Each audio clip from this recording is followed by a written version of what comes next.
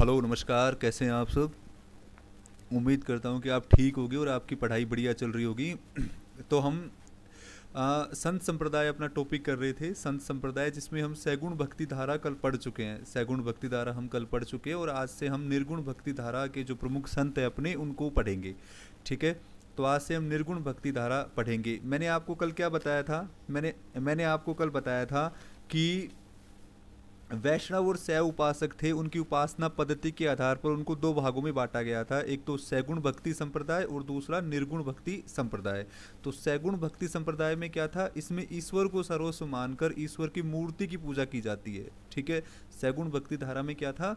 इसमें ईश्वर को सर्वस्व मानकर ईश्वर की मूर्ति की पूजा आराधना की जाती थी। और निर्गुण भक्ति धारा में मैंने क्या बताया था कि इसमें ईश्वर को निराकार व निर्गुण परम सत्ता मानकर उसकी पूजा की जाती है।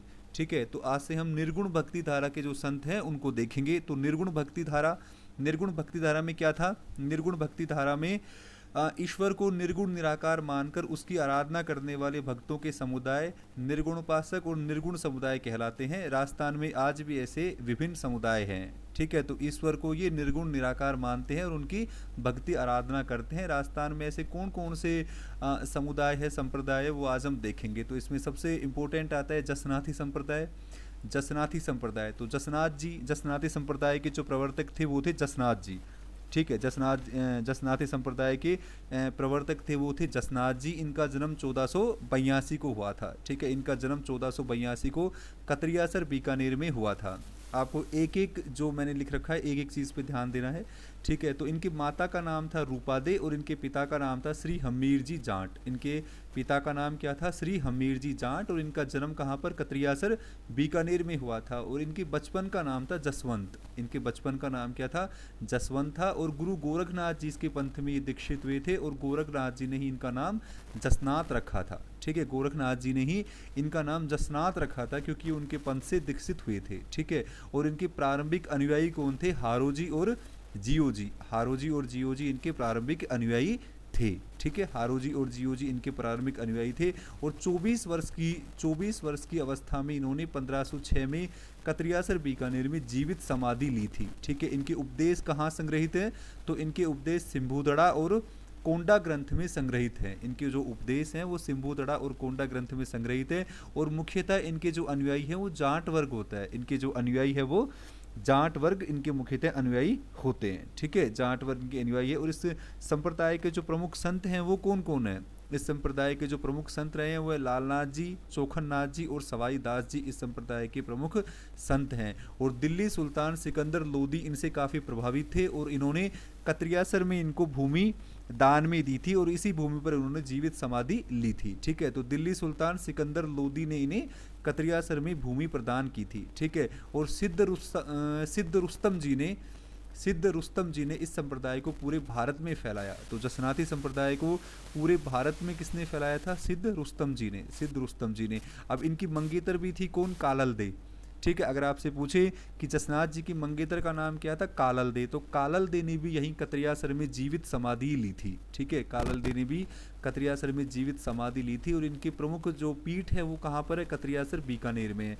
तो जसनाथी संप्रदाय की प्रमुख पीठ कहाँ पर है? कतरियासर बीकानेर में है। ठीक है। कतरियासर बीकानेर में है। इनमें निर्गुण भक्ति को ईश्वर साधना का मार्ग बताया और ये मूर्ति पूजा का विरोध करते थे। ठीक है। ये मूर्ति पूजा का विरोध करते हैं। और जो जसनाथी संप्रदाय के अनुयायी है उनके लिए कितने नियम हैं? उनके लिए 36 नियम बताए गए हैं। उनके लिए 36 नियम बताए गए हैं। और इन नियमों का उद्देश्य व्यक्ति व समाज की आचरण को शुद्ध और मर्यादित करना है। ठीक है। इनका उद्देश्य क्या है? व्यक्ति और समाज की आचरण को शुद्ध और मर्यादित करना। ठीक है। तो इनमें कई क्या हैं? इनमें जैसे ईश्वर में आस्था, अहिंसा का पालन करो, नित्य स्नान कर भोजन करना, कर्मवाद के सिद्धांत को मान्यता, गुरु के मार्गदर्शन का महत्व, पशु बलि और मूर्ति पूजा का विरोध किया गया है, धार्मिक पाखंडों का विरोध किया गया है, नित्य हवन करना आदि बातों पर बल दिया गया है। ठीक है। और इस संप्रदाय की 84 बांडिया या आश्रम प्रसिद्ध हैं। ठीक है। तो इस संप्रदाय के 36 तो धर्म नियम है। इस संप्रदाय के 36 तो धर्म नियम है और 84 बांडिया। बांडिया क्या है? आश्रम। 84 आश्रम प्रसिद्ध हैं। 84 आश्रम प्रसिद्ध हैं। और इसमें जो सबसे इम्पोर्टेंट क्वेश्चन है जो आता है वो क्या है? जसनाती संप्रदाय का जो मुख्यतः क्या है, अग्नि नृत्य फेमस है। ठीक है, तो भावावेश में धधकते अंगारों पर अग्नि नृत्य करते हुए चलना और रात्रि जागरण इस संप्रदाय की प्रमुख विशेषता है। ठीक है, तो अग्नि नृत्य किसकी विशेषता है? जसनाती संप्रदाय की विशेषता है। और इस संप्रदाय में जाल वृक्ष को और मोर पंख को पवित्र माना गया है। ठीक है, इस संप्रदाय में जाल वृक्ष और मोर पंख को पवित्र माना गया है। ठीक है, तो जसनाती संप्रदाय में आपको क्या याद रखना है? जसनाती संप्रदाय में आपको याद रखना है कि जसनाथ जी इनके प्रवर्तक थे। इनका जन्म कत्रियासर बीकानेर में हुआ था। बचपन का नाम जसवंत था और गुरु गोरखनाथ के पंथ से के ये दीक्षित हुए थे और इनका नाम जसनाथ भी इन्होंने रखा था। इनके जो प्रारंभिक अनुयायी थे वो हारो जी और जियो जी थे। कत्रियासर बीकानेर में इन्होंने जीवित समाधि ली थी और सिंभुदड़ा और कोंडा ग्रंथ में इनके उपदेश संग्रहित हैं। ठीक है, संग्रहित हैं। और सिकंदर लोदी इनसे काफ़ी प्रभावित थे और इनको भूमि प्रदान करी थी। सिद्ध रुस्तम जी ने इस संप्रदाय को पूरे भारत में फैलाया था। ठीक है, इसकी जो प्रमुख पीठ है वो कत्रियासर बीकानेर में है। 36 धर्म नियम और 84 बांडिया प्रसिद्ध है। ठीक है, और भावावेश में धधकते अंगारों पर अग्नि नृत्य करते हुए चलना और रात्रि जागरण करना इस संप्रदाय की प्रमुख विशेषता है। ठीक है, तो आपको जसनाती संप्रदाय में ये याद रखना है। ठीक है, इसके बाद जो दूसरा महत्वपूर्ण संप्रदाय है वो है विश्नोई संप्रदाय। तो विश्नोई संप्रदाय की स्थापना 1485 में। ठीक है, विश्नोई संप्रदाय की स्थापना कब हुई थी? 1485 में हुई थी। 1485 में विश्नोई संप्रदाय की स्थापना किसने की थी? जम्भेश्वर जी ने। ठीक है, इनको जाम्भू जी भी कहते हैं। तो जम्भेश्वर जी ने 1485 में विश्नोई संप्रदाय की स्थापना की थी। ठीक है, इनका जन्म कहाँ पर हुआ था? पीपासर नागौर में इनका जन्म हुआ था भाद्रपद कृष्ण अष्टमी को। ठीक है, भाद्रपद कृष्ण अष्टमी को पीपासर नागौर में जम्भेश्वर जी का जन्म हुआ था। ठीक है, इन्होंने विश्नोई संप्रदाय की स्थापना की थी। अब इनके माता पिता का नाम भी आपको याद रखना है कि जो अपने जम्भेश्वर जी थे उनके पिता का नाम ठाकुर लोहट सिंह और माता का नाम हंसा देवी था। ठीक है, सम्रातल बीकानेर में इन्होंने अपने उपदेश दिए थे। ठीक है, और इनका उपदेश जो प्रधान कार्य स्थल था वो भी सम्रातल में था। इनके गुरु का नाम गुरु गोरखनाथ था और इनको विष्णु का अवतार मानते हैं। ठीक है, तो जम्भेश्वर जी और जाम्बू जी को विष्णु का अवतार मानते हैं। विष्णु का अवतार इनको माना जाता है। सम्रातल बीकानेर में इनके स्थान वाला टीला इनके अनुयायियों में धोक धोरे नाम से प्रसिद्ध है। ठीक है, तो जो इनका कार्यस्थल था बीकानेर में, सम्रातल बीकानेर में, वो इनके अनुयायी धोक धोरे नाम से उस स्थान को जानते हैं। ठीक है, और विश्नोई संप्रदाय की प्रमुख पीठ कहाँ पर है? मुकाम तालवा नोखा बीकानेर में है। विश्नोई संप्रदाय की प्रमुख पीठ कहाँ पर है? मुकाम तालवा नोखा बीकानेर में। ये आपको याद रखना है। इसके प्रमुख जो ग्रंथ हैं वो है जंब सागर, जंब संहिता और विश्नोई धर्म। विश्नोई धर्म इनके प्रमुख ग्रंथ हैं। ठीक है, विश्नोई धर्म है ना, और एक शब्द वाणी है और 120 बाणियाँ, 120 बाणियाँ विश्नोई जो संप्रदाय है उसका प्रमुख ग्रंथ है। ये आपको याद रखने हैं। ठीक है, ये आपको याद रखने हैं। अब साथरिया किस स्थान को बोलते हैं? साथरिया, तो जहाँ पर जाम्बू जी विराजमान होकर अपने उपदेश देते थे उनको, उस स्थान को साथरिया कहते हैं। ठीक है, और जम्भेश्वर जी की वाणी को शब्दवाणी, गुरुवाणी, जम्बवाणी और वेदवाणी कहा जाता था। ठीक है, इनके 20 उपदेश और 120 शब्द संग्रहित है। किसमें? जम्ब सागर में। ठीक है, तो इस संप्रदाय का जो प्रमुख धार्मिक ग्रंथ है वो जंब सागर है और इसमें 20 उपदेश और 120 शब्द संग्रहित है। 20 उपदेश और 120 शब्द संग्रहित है और अनुयायियों को 29 नियमों का पालन करने का उपदेश दिया गया है। ठीक है, तो विश्नोई संप्रदाय में कौन कौन से नियम हैं? जो 29 नियम है, 29 नियम है और ये विष्णु की उपासना करते हैं और 29 नियम है, 20 और 9। ठीक है, तो इस कारण यह संप्रदाय विश्नोई संप्रदाय कहलाया। ठीक है, अब ये जो अनुयायी को 29 नियम का पालन करने के उपदेश दिए गए उनमें प्रमुख नियम कौन कौन से हैं? जैसे हरे वृक्षों को काटने पर रोक, जीवों पर दया करना, नशीली वस्तुओं के सेवन पर प्रतिबंध, प्रतिदिन सवेरे स्नान करना, हवन व आरती, विष्णु के भजन करना, चरित्र की पवित्रता बनाए रखना, काम, क्रोध, लोभ, मोह आदि का परित्याग करना और स्वच्छता का पालन करना और नील का त्याग आदि प्रमुख हैं। ठीक है, तो ये इनके 29 नियम थे। ठीक है, ये उनके प्रमुख 29 नियम थे और पर्यावरण संरक्षण हेतु बलिदान कर देने के लिए यह संप्रदाय प्रसिद्ध है। ठीक है, यह संप्रदाय प्रसिद्ध है किसके लिए? पर्यावरण संप्रदाय। अमृता देवी विश्नोई का नाम आपको याद ही होगा। तो विश्नोई जो संप्रदाय है वो पर्यावरण संरक्षण के लिए मुख्यतः प्रसिद्ध है। विष्णोई संप्रदाय में कोई मूर्ति नहीं होती, मंदिरों में जाम्बोजी की कुछ वस्तुओं की पूजा की जाती है, जैसे मुकाम में इनकी टोपी की पूजा की जाती है, पीपासर नागौर में इनकी खड़ाऊ की पूजा की जाती है, लोहावट में इनके पैरों के निशान हैं, पिछोवड़ा जांगलू में इनके भिक्षापात्र है और इनके चोले की पूजा की जाती है। ठीक है, तो जो इनका जो मंदिर है, जो वहाँ पर कोई मूर्ति नहीं है, बाकी जाम्बू जी की कुछ वस्तुएं हैं जिनकी पूजा की जाती है। इनकी टोपी है, खड़ाऊ है, पैरों के निशान है, ठीक है, भिक्षा पात्र है, चोला है, तो इन वस्तुओं की पूजा की जाती है। जम्भेश्वर जी की इन वस्तुओं की पूजा की जाती है। और आपको ये फैक्ट याद रखना है कि सन 1500 में जसनाथ जी और जाम्बू जी का परस्पर मिलान हुआ था। ठीक है, तो इनका मिलान कहाँ पर हुआ था? सन 1500 में। कब हुआ था? 1500 में इन दोनों का मिलान हुआ था, जाम्बू जी का और जसनाथ जी का। ठीक है, तो विष्णोई संप्रदाय में आपको क्या क्या याद रखना है? विष्णोई संप्रदाय का स्थापना 1485 में जम्भेश्वर जी या जाम्बू जी ने की थी। जन्म पीपासर नागौर में भाद्रपद कृष्ण अष्टमी को हुआ था। इनके माता पिता लोहट जी और हंसा देवी थे। ठीक है, सम्रादल बीकानेर में उपदेश दिए थे। इनको विष्णु का अवतार मानते हैं और सम्रादल बीकानेर जो स्थान है वो धोक धोरे नाम से प्रसिद्ध है। इस संप्रदाय की जो प्रमुख पीठ है वो कहाँ पर है? मुकाम तालवा नोखा बीकानेर में है। और प्रमुख ग्रंथ हैं जम्ब सागर, जम्ब संहिता, विष्णोई धर्म प्रकाश, शब्द वाणी और 120 बाणियाँ। ठीक है, 120 बाणियाँ। ठीक है, और जम्ब सागर इस संप्रदाय का प्रमुख धार्मिक ग्रंथ है। इसमें 20 उपदेश और 120 शब्द संग्रहित हैं। 29 नियम बताए गए हैं विष्णु की उपासना, और 29 नियमों के कारण ही यह संप्रदाय विष्णोई संप्रदाय कहलाया और पर्यावरण संरक्षण के लिए यह प्रमुख है। ठीक है, इस संप्रदाय में कोई मूर्ति नहीं होती, बाकी जाम्बू जी की वस्तुओं की पूजा की जाती है। और ऐसा बताया जाता है कि सन 1500 में जसनाथ जी और जाम्बू जी का परस्पर मिलन हुआ था, परस्पर मिलन हुआ था। ठीक है, अब हम चलते हैं दादू जी पर। ठीक है, तो दादू पंथ का प्रवर्तन किसने किया था? संत दादू जी ने। संत दादू जी ने दादू पंथ का प्रवर्तन किया था। ठीक है, और इनका जन्म 1544 में, मृत्यु 1603 में हुई थी। ठीक है, और जन्म कहाँ पर? अहमदाबाद में हुआ था, चैत्र शुक्ल अष्टमी को। लेकिन दादू जी की कर्म भूमि क्या थी? राजस्थान थी। ठीक है, अब आपसे ये प्रश्न पूछा जाता है कि दादू जी की जाति क्या थी? तो धुनिया जाति के थे ये, और इनका जो पूर्व नाम था वो था महावली। ठीक है, तो दादू जी की जाति क्या थी? धुनिया जाति थी, और इनका पूर्व नाम क्या था? महावली था। ठीक है, महावली था ये। तो इनका जन्म कहाँ पर? अहमदाबाद में चैत्र शुक्ल अष्टमी को हुआ था। ठीक है, परंतु साधना भूमि और कर्म भूमि क्या थी? राजस्थान ही रही। ये संभवतः धुनिया जाति के थे, और इनका जो नाम था वो महावली था। और इनके बारे में एक किंवदंती है कि ये श्री लोदीराम जी नामक ब्राह्मण को नदी में बहते हुए संदूक में मिले थे। ठीक है, तो नदी में एक संदूक बह रही थी, उसमें ये मिले थे। ठीक है, इनके गुरु का नाम क्या था? श्री वृद्धानंद जी। इनको बुड्ढन बाबा भी कहते हैं। और 1568 के आसपास ये सांबर आ गए थे और दुनिया का काम करने लगे थे। ठीक है, 1568 के आसपास ये कहाँ आ गए थे?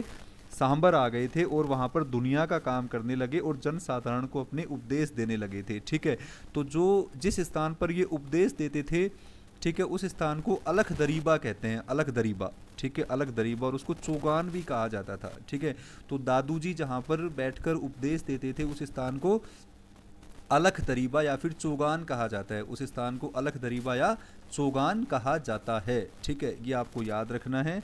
और इनका ब्रह्मा संप्रदाय ही आगे चलकर परम ब्रह्मा संप्रदाय के नाम से जाना जाने लगा, जिसे हम आज दादू पंथ के नाम से भी जानते हैं। तो पहले ये क्या था? ब्रह्म संप्रदाय था, फिर आगे चलकर परम ब्रह्म संप्रदाय बन गया, और आज हम इसको दादू पंथ के नाम से जानते हैं। ठीक है, इनके दो पुत्र थे, गरीब दास जी और मिस्किन दास जी, और इनकी पुत्रियां थी नानूबाई और माताबाई। ठीक है, नानूबाई और माताबाई इनकी पुत्रियों का नाम था, और इनके पुत्र थे गरीब दास जी और मिस्किन दास जी, और इनके प्रमुख शिष्य। ठीक है, तो आपको ये नाम याद रखना है, बालिंद जी पूछा जाता है, बालिंद जी और बखना जी। स्पेशली ये दोनों नाम जरूर पूछे जाते हैं कि बालिंद जी किसके शिष्य थे, बखना जी किसके शिष्य थे। ठीक है, तो इनके प्रमुख शिष्य कौन थे? गरीब दास जी, मिस्किन दास जी, जो इनके दोनों बेटे ही थे। ठीक है, इनके बेटे ही थे। और मीरासी, जगन्नाथ जी, सुंदरदास जी, संत दास जी, रज्जब जी, माधोदास जी और बालिंद जी। ठीक है, तो ये इनके शिष्यों के नाम थे। आपको ये दो नाम स्पेशली याद रखने हैं, बालिंद जी और बखना जी। ठीक है, ये इनके शिष्यों के नाम थे।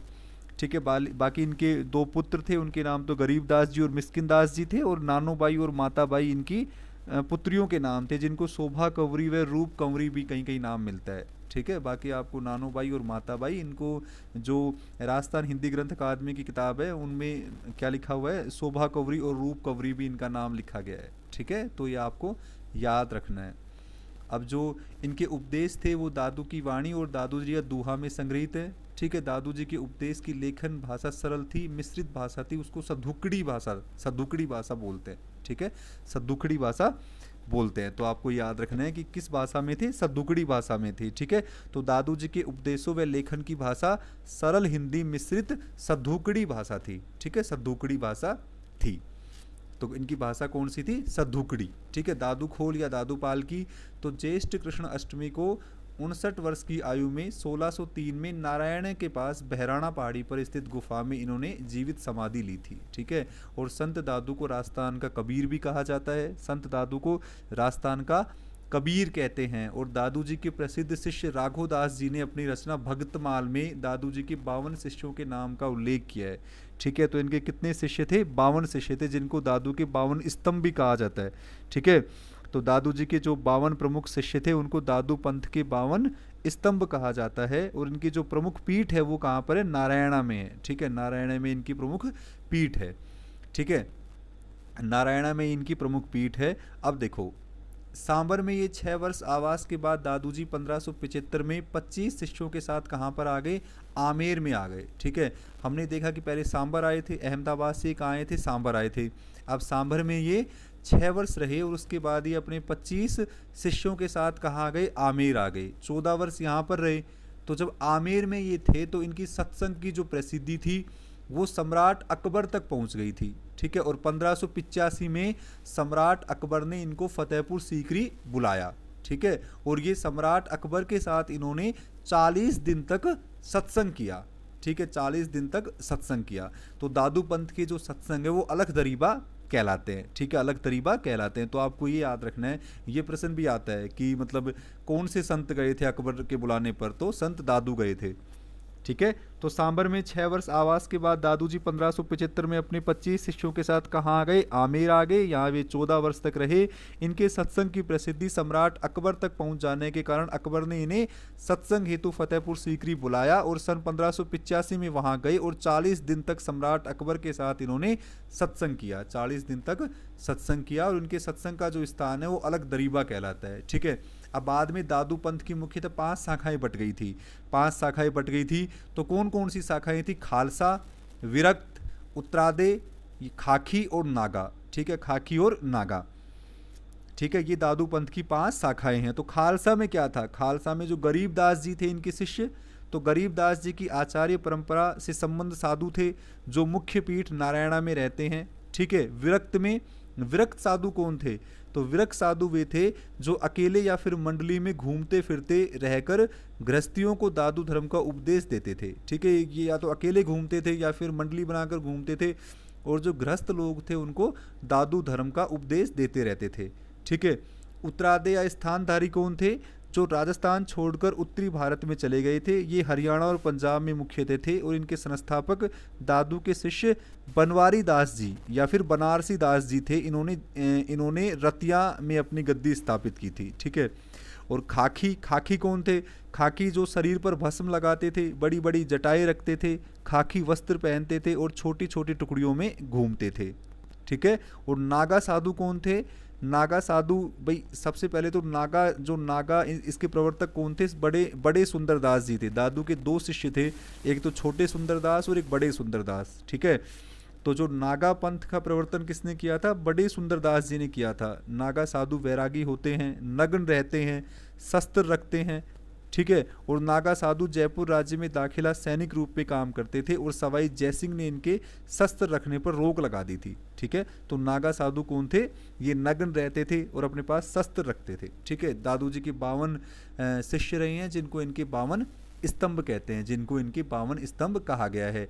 और इनकी जो प्रमुख पीठ है कहाँ पर है, नारायणा जयपुर में है। तो यहाँ पर प्रतिवर्ष फाल्गुन शुक्ल पंचमी से एकादशी तक मेला लगता है, ठीक है, मेला लगता है। अब जो दादूपंथी साधु होते हैं उनके शवों को जलाया या फिर दफनाया नहीं जाता, तो क्या किया जाता है, उनको चारपाई पर लिटाया जाता है और जंगल में जानवरों के भोजन हेतु छोड़ दिया जाता है, ठीक है।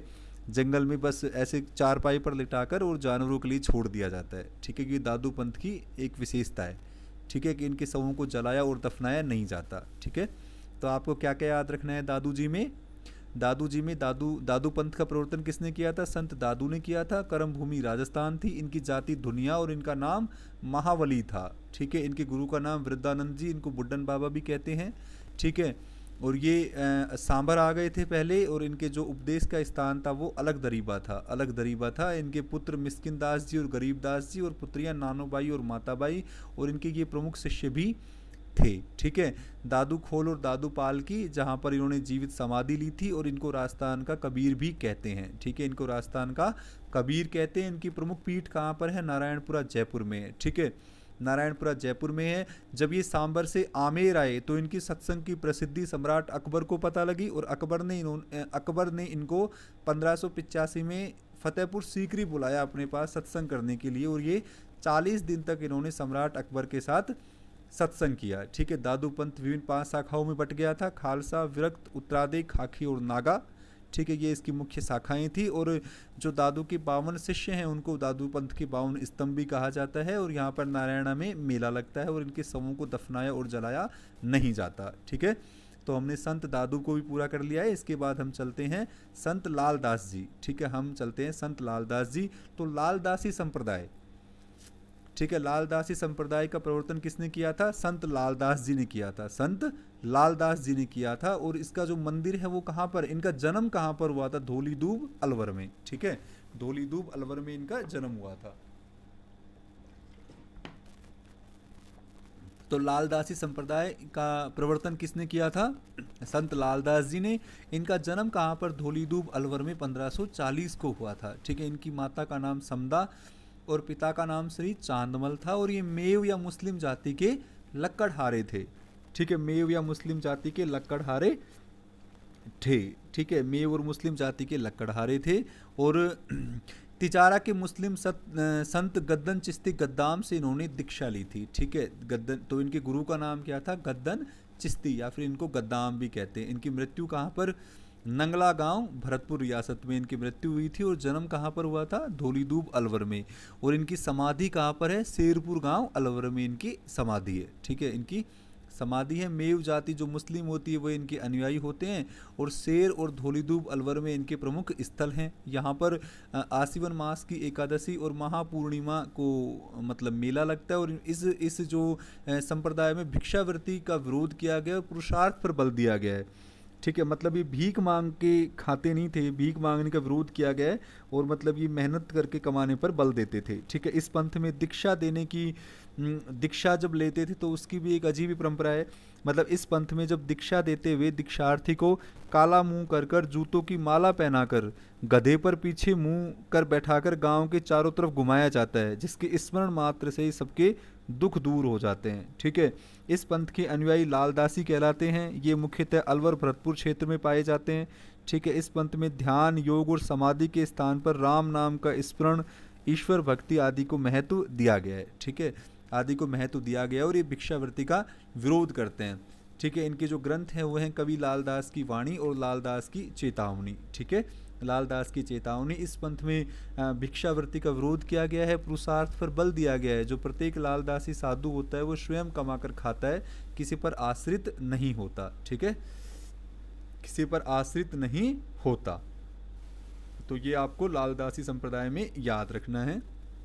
तो लालदास जी का जन्म कहाँ पर हुआ था? धौलीधूप अलवर में हुआ था। इनके पिता का नाम चांदमल और माता का नाम समदा, मेव जाति के लक्कड़हारे थे। इनके गुरु का नाम था गद्दन चिश्ती गद्दाम, और नंगला गांव भरतपुर में इनकी मृत्यु हुई थी। ठीक है, और इनका जो प्रमुख स्थल है वो शेरपुर और धौलीधूप अलवर में है। ठीक है, आपको याद रखना है। और भिक्षावृत्ति का इसमें विरोध किया गया है, पुरुषार्थ पर बल दिया गया है। इसके बाद हम चलते हैं चरणदासी पंथ पे। तो चरणदासी पंथ का प्रवर्तन किसने किया था? चरणदास जी ने किया था। चरणदासी पंथ का प्रवर्तन किसने किया था? चरणदास जी ने किया था। इनका जन्म कहाँ पर? डेहरा अलवर में हुआ था, और भाद्रपद शुक्ल तृतीया को हुआ था 1703 में। ठीक है, इनकी माता का नाम कुंजो देवी और पिता का नाम मुरलीधर था। ठीक है, जो माता पिता के नाम है वो भी ऑब्जेक्टिव पेपर में पूछे जाते हैं, तो आपको सभी जो संत हैं उनके माता पिता के नाम भी याद रखने हैं। ठीक है, तो चरणदासी पंथ का प्रवर्तन किसने किया था? चरणदास जी ने। इनका जन्म कहाँ पर? डेहरा अलवर में। माता का नाम कुंजो देवी और पिता का नाम मुरलीधर था। वह इनका प्रारंभिक नाम क्या था? रणजीत था। ठीक है। इनके गुरु का नाम क्या था? मुनि सुखदेव था। ठीक है। इन्होंने ही इनका नाम चरणदास रखा था। ठीक है। इन्होंने ही इनका नाम चरणदास रखा था। बाकी इनके बचपन का नाम क्या था? रणजीत था। ठीक है। और इनकी समाधि कहाँ पर है? दिल्ली में है। दिल्ली में इनकी समाधि है, जब बसंत पंचमी को मेला लगता है, जहाँ बसंत पंचमी को मेला लगता है। और इन्होंने क्या किया था भाई? इन्होंने दिल्ली पर नादिर शाह के आक्रमण की भविष्यवाणी करी थी। ठीक है। नादिर शाह के आक्रमण की इन्होंने भविष्यवाणी करी थी। ठीक है। नादिर शाह का जो दिल्ली पर आक्रमण हुआ था, उनकी इन्होंने भविष्यवाणी कर दी थी। और ये जो चरणदासी संप्रदाय है, वो हमने जो निर्गुण में पढ़ा था, निम्बार्क संप्रदाय, उसके अधिक नज़दीक है। ठीक है। निम्बार्क संप्रदाय की अधिक नज़दीक है। इनके भी शिष्यों की संख्या कितनी है? 52 है। और इनके प्रमुख शिष्य कौन थे? रामरूप, राम सखी, सहजोबाई, दयाबाई, आत्माराम, जुक्तानंद, सहजानंद, जीवनदास, गुसाई, नागरीदास। ठीक है। ये इनके प्रमुख शिष्य थे, जिनमें आपको सहजोबाई और दयाबाई को प्रमुख रूप से याद रखना है। ठीक है। प्रमुख रूप से याद रखना है। दादू के आपको बखना जी और बालिन जी को जैसे याद रखना है, वैसे ही इनके चरणदास जी के सहजोबाई और दयाबाई को याद रखना है। ठीक है। सहजोबाई किनकी शिष्या थी?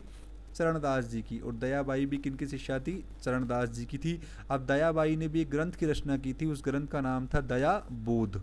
और सहजोबाई ने जिस ग्रंथ की रचना की थी, उसका नाम था सहज प्रकाश। उसका नाम क्या था? सहज प्रकाश था। इनकी जो प्रमुख पीठ है वो कहाँ पर है? दिल्ली में है। और इनकी एक छतरी कहाँ पर है? जहाँ इनका जन्म हुआ था, अलवर डेहरा में भी इनकी एक छतरी है। और इस जो इस पंथ का प्रभाव कहाँ पर है? मेवात क्षेत्र में है, अलवर के आसपास, और राजस्थान में अलवर भरतपुर के आसपास। और दूसरा, दिल्ली में भी इस पंथ का प्रभाव रहा है। दिल्ली में भी इस पंथ का प्रभाव है। इस संप्रदाय के 42 नियम हैं। इस संप्रदाय के 42 नियम हैं। ठीक है। बाकी चरणदासी पंथी जो हैं वो दो प्रकार के होते हैं, गृहस्थ भी होते हैं, विरक्त भी होते हैं। ठीक है। इसके जो विरक्त लोग होते हैं वो पीले कपड़े पहनते हैं, तुलसी की माला और सुमरनी अपने हाथ में रखते हैं, माथे पर गोपी चंदन का तिलक लगाते हैं।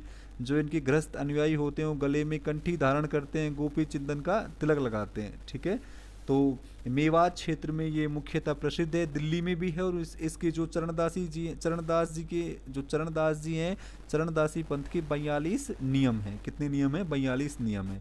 ठीक है। विष्णुवी संप्रदाय के 29 नियम है, जसनाथी संप्रदाय के 36 नियम है, और चरणदासी पंथ के 42 नियम हैं। ये आपको याद रखना है। तो ये आपको याद रखना है। ठीक है। अब इनके बाद हम चलते हैं राम स्नेही संप्रदाय। तो राम स्नेही संप्रदाय में क्या है? ठीक है। इसके बाद हम चलते हैं राम स्नेही संप्रदाय पे। ठीक है। तो राम स्नेही संप्रदाय का जो प्रवर्तन किसने किया था? रामचरण जी ने। संत रामचरण जी ने राम स्नेही संप्रदाय का प्रवर्तन किया था। इनकी जो जन्म है वो 1720 में और मृत्यु 1798 में। ठीक है। इनका जन्म कहाँ पर? सोडा गांव मालपुरा में इनका जन्म हुआ था। और इनकी माता का नाम था देवजी और पिता का नाम श्री बख्ताराम जी था, जो वैश्य कुल से थे। ठीक है। और इनका विवाह किनके साथ हुआ था? गुलाब कंवर के साथ। इनका विवाह किनके साथ हुआ था? गुलाब कंवर के साथ हुआ था। ठीक है। गुलाब कंवर के साथ हुआ था इनका विवाह। ठीक है। इनके बचपन का नाम क्या था? रामकृष्ण था। रामकृष्ण या फिर राम किशन। ठीक है। दांतड़ा मेवाड़ में ये 1751 में स्वामी कृपाराम से मिले। इन्होंने दीक्षा दी और इनका नाम रामचरण रखा। ठीक है। तो इनके बचपन का नाम क्या था? राम कृष्ण था। और स्वामी कृपाराम से इन्होंने दीक्षा ली और इनका नाम इन्होंने रामचरण रखा। ठीक है। रामचरण रखा। तो संत रामचरण जी ने राम स्नेही संप्रदाय का प्रवर्तन किया था। इनका जन्म कहाँ पर? सोडा ग्राम मालपुरा में हुआ था। और इनके पिता का नाम श्री बख्ताराम जी और माता का नाम क्या था? देवजी था। ठीक है। ये विजयवर्गीय वैश्य कुल से थे। और इनकी पत्नी का नाम गुलाब कंवर था। ठीक है। बचपन का नाम रामकृष्ण था। ये 31 वर्ष की आयु में अपने स्वप्न में दिखाई दिए गए महात्मा की खोज में निकल पड़े। और दांतड़ा में उन्हें वो महात्मा मिले। कौन? स्वामी कृपाराम जी। ठीक है। तो कृपाराम जी ने इनको दीक्षा दी और इनका नाम रामचरण रखा। जो इनके उपदेश हैं वो इनके ग्रंथ अणभय वाणी में संग्रहित है। ठीक है। अणभय वाणी में उनके उपदेश संग्रहित है। और इनका जो प्रमुख ग्रंथ है वो कौन सा है? राम रसामदू। ये आपको याद रखना है, इनका जो प्रमुख ग्रंथ है वो है राम रसामदू। ठीक है, राम रसामदू। अब इनका रामचरण जी ने प्रारंभ में भीलवाड़ा में, फिर वहाँ पर इनका विरोध हुआ तो ये कुहाड़ा गांव आए, और अंत में शाहपुरा के शासक जो रण सिंह थे ये उनके बुलाने पर शाहपुरा आए, और वहाँ पर शाहपुरा आकर इन्होंने अपने उपदेश दिए, और जो रण सिंह जी थे इन्होंने वहाँ शाहपुरा में इनके लिए छतरी बनवाई। ठीक है, छतरी बनवाई। तो रामचरण जी प्रारंभ में भीलवाड़ा में, फिर वहाँ पर इनका विरोध हुआ तो वहाँ से ये कुहाड़ा गांव में आए, और अंत में शाहपुरा के शासक रण सिंह के बुलाने पर शाहपुरा आकर निराकार निर्गुण परम ब्रह्मा श्री राम की निर्गुण भक्ति का उपदेश दिया। और महाराणा रण सिंह थे, इन्होंने शाहपुरा में इनके लिए छतरी बनवा कर दी थी। ठीक है, और इनकी मृत्यु भी कहाँ हुई थी? शाहपुरा में इनकी मृत्यु हुई थी। शाहपुरा में इनकी मृत्यु हुई थी।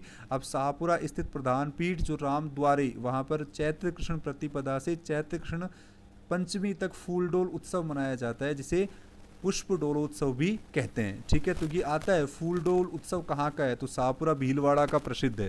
ठीक है, शाहपुरा भीलवाड़ा का फूल डोल उत्सव प्रसिद्ध है। ठीक है, अब संत रामचरण जी ने 1760 के लगभग शाहपुरा में राम स्नेही संप्रदाय की स्थापना की थी, और राजस्थान में इसके 4 केंद्र हैं। ठीक है, राजस्थान में इस संप्रदाय के 4 केंद्र है। पहला तो शाहपुरा में है।